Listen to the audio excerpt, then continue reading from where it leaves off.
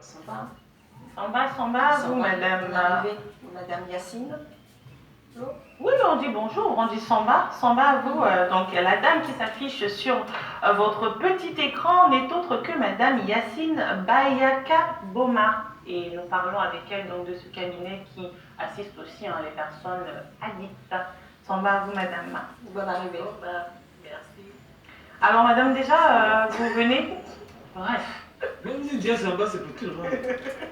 Mais non, c'est parce que tu as dit un petit Samba en dernier lieu, là. D'accord. Okay. Alors, on va parler comme ça donc de ce cabinet qui vient bien évidemment en aide à ces personnes addictes. Ici, on parle de addict et Simone ou addict plus Simone? Addict plus Simone. D'accord. Qu'est-ce que c'est exactement addict plus Simone? Alors, addict plus Simone, c'est un cabinet de psychologie et d'addictologie qui s'occupe de la prise en charge des personnes, que ce soit des personnes en situation d'addiction aux drogues, à l'alcool, comportementale, ou encore des personnes qui ont subi des abus sexuels, des viols, des deuils pathologiques, en fait toute situation qui a pu bouleverser leur fonctionnement émotionnel. Et qu'est-ce que vous y proposez comme service? Alors on propose des prises en charge individuelles, familiales ou de groupe. On propose aussi des séances de coaching. Et pour mieux suivre ces personnes, on propose surtout des évaluations, donc des évaluations addictologiques, psychologiques et neuropsychiatriques. Après, on propose aussi des séances j'ai déjà parlé des séances de coaching, oui. De prise en charge aussi. Ok, donc c'est ça. Donc, en gros, c'est ça, des séances de prise en charge des addictions. Mais quel type d'addiction précisément en fait? Tout type, que ce soit les addictions comportementales ou des addictions aux substances. Donc, si je suis dépendante affective, je peux venir me consulter chez vous. C'est ça. Concrètement, comment ça se passe? Parce que c'est trop superficiel. J'ai subi un choc sentimental. Je fais recours à votre cabinet. Concrètement, de manière pratique, comment ça se passe? Je demande véritablement à digérer ces moments émotionnels-là. Déjà, il faut comprendre une chose fondamentale. Vous voyez, l'être humain est composé de la partie physique ou la partie organique, somatique, celle qu'on voit. C'est la raison pour laquelle on a différents professionnels tels que les cardiologues, parce qu'on a un cœur. On a par exemple des dermatologues pour s'occuper des problèmes de peau, on a des ophtalmologues, on a différents spécialistes pour s'occuper de la partie physique, somatique ou organique. Mais il faut comprendre que l'être humain n'est pas composé que de cette partie organique ou cette partie visible. L'être humain aussi est composé de la partie émotionnelle, celle qu'on ne voit pas. Et malheureusement, dans nos sociétés, on a souvent tendance à négliger beaucoup cette partie. On va souvent dire que ça concerne plus les blancs, ou c'est pour les fragiles, ou c'est pour les fous. Alors que c'est humain. L'être humain est composé d'une partie organique, d'une partie palpable, mais aussi et surtout d'une partie émotionnelle. La preuve en est, vous allez voir par exemple dans nos rues certains malades mentaux qui vont passer, et pourtant physiquement ou somatiquement, ce sont des personnes qui ont parfois des fortes capacités physiques. Mais ce sont des personnes que vous n'allez pas forcément inviter sur votre plateau, vous n'allez pas manger avec ces personnes, vous n'allez pas accepter leurs cadeaux. On parlait tout à l'heure des cadeaux, ni leurs poèmes. Voilà, vous aurez du mal à accepter. Pourquoi? Parce qu'il y a cette partie émotionnelle qui n'est pas fonctionnelle. Et donc, il est important de comprendre surtout cette nécessité ou cette réalité que l'être humain est composé de la partie émotionnelle et de la partie organique ou somatique. Et donc, c'est important de prendre en charge ces deux fonctions, c'est-à-dire la partie psychologique et la partie organique.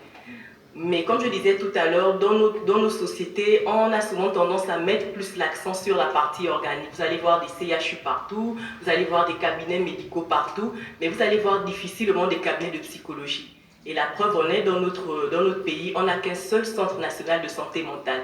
Ce qui fait que les personnes qui sont en province, qui ont des troubles psychiques, sont obligées de venir ici sur Libreville. Alors qu'il y a des CHU partout, il y a des cabinets médicaux partout, il y a des dispensaires partout. Donc il faut comprendre déjà ça de base, qu'il y a je ne dirais pas cette négligence, mais voilà, le phénomène psychique est un peu négligé. On a souvent tendance à mettre plus en avant l'aspect organique. Est-ce que donc le but... Est-ce que ce n'est pas également, sans pourtant vous couper, Allez-y. est-ce que ce n'est pas également culturel? Parce qu'on se dit, c'est plus un mode opératoire occidental. Lorsque j'ai un souci émotionnel, je dois aller voir un psychologue. C'est le psychologue qui va me booster le moral, qui pourra me permettre de sortir de cette situation. Est-ce qu'il n'y a pas le facteur culturel qui constitue véritablement, on va dire, un obstacle? Bien sûr, il y a une forte interprétation culturelle parce que souvent en Afrique, on a tendance à relier la partie qu'on ne voit pas, donc émotionnelle, au domaine mystique ou religieux.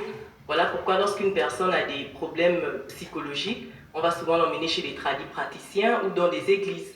Parce qu'on interprète beaucoup le côté émotionnel par le domaine mystico-religieux. Et ça, et vous allez voir même les sociétés occidentales aujourd'hui qui considèrent la psychologie au même titre que la santé, on va dire la santé organique. Ces sociétés occidentales, dans le Moyen-Âge, considéraient aussi le phénomène psychique comme relevant du mystico-religieux. Mais c'est en évoluant, en faisant beaucoup de recherches, que ces sociétés ont compris l'importance, sinon la réalité même de ce phénomène. Et c'est la mission fondamentale de ce cabinet. C'est surtout de pouvoir faire connaître l'importance de la santé mentale au même titre que la santé physique au Gabon. Voilà pourquoi on milite beaucoup dans cette démarche. Et on encourage beaucoup de personnes à nous consulter. Comme je vous disais, on fait des examens. Imaginez que vous allez à l'hôpital et on trouve que vous avez de la fièvre. Avant de vous prescrire un médicament, on va d'abord vous demander de faire un bilan. C'est suite aux résultats qu'on va mieux vous orienter. C'est la même démarche qu'on entreprend au cabinet. C'est-à-dire on fait des évaluations psychologiques pour voir la profondeur, l'intensité, la sévérité de vos troubles. On fait des examens aussi neuropsychiatriques et des examens addictologiques parce que même si un même groupe d'individus vit la même situation, on va dire par exemple tous les jeunes de ce lycée présentent des violences physiques. Même si un même groupe d'individus manifeste un même comportement, mais il y a toujours une particularité, une individualité. Et maintenant, pour mieux comprendre cette individualité, il est important de faire d'abord des examens parce que les examens vont mieux révéler on va dire la particularité de chacun. D'accord. On va marquer une légère transition, donc la pause pour passer à la seconde partie de l'émission avec Simone.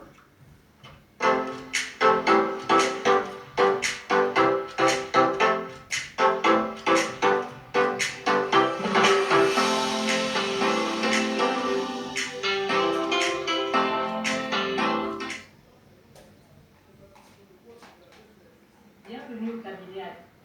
Je suis Madame Yassine Bayaka Bouma. Je suis psychologue clinicienne, psychopathologue et addictologue au sein du cabinet Addictus Simone.